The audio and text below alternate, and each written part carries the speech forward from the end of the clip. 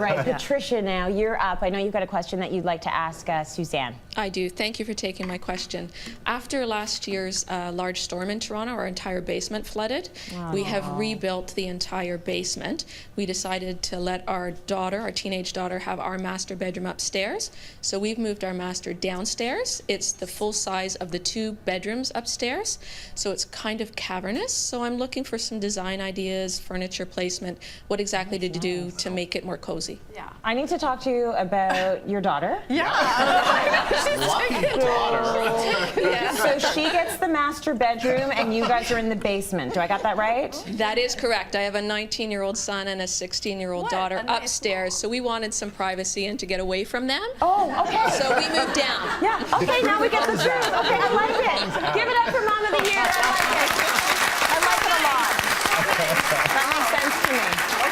So here's what the room looks like right now, and it's all new hardwood, like you said, new paint job. She wants to keep the paint color, wants to keep the bed and the chair. Great starting point. Really nice pieces too, and I like the leather because it's cozy and nice. Yeah. So what I think you need to do actually is to add some carpets. You need to warm it up with carpets. That's the #1 thing. I'm going to just do a little bit of a sketch here for you. So I think you could do 2 area rugs because you've got one big, huge space, right?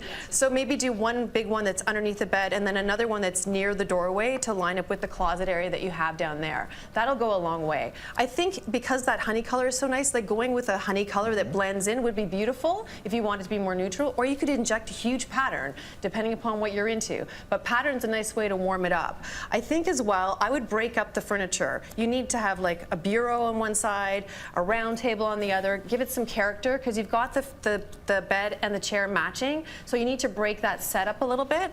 You have a massive space between the 2 windows, and I think there you could do a really nice long console, put your TV on the wall in an art grouping like we saw in your arrangement earlier on. I always love doing that, just blending it in with artwork. That'll fill that whole wall. One trick you could do, and I did this myself in my basement, which wasn't flooded, but I did it, is to put a paneling in your basement on the walls, like on all the walls, like vertical paneling. It's very affordable, and it's almost like, it's like tongue and groove, but you put it on the walls, and it gives you tons of texture and character, and just paint it out. But I know you've painted already, but that's something to think about down the line. I think as well, if we go back to your picture, this picture's hung too high. So I would bring it down a little bit. And again, you might want to fill that wall up with more artwork as well and really just lush it up. The great thing you're talking about, the paneling also, to do a paneling behind a TV, for example, is a great and easy way to be able to then hide all the cords and everything behind, because otherwise we're worrying about calling the technicians in to kind of get it in behind the drywall. This is an easier way to do it. It's an easier way to do it. It looks amazing too. Good Instant advice. I love it. I'm like hanging on every word.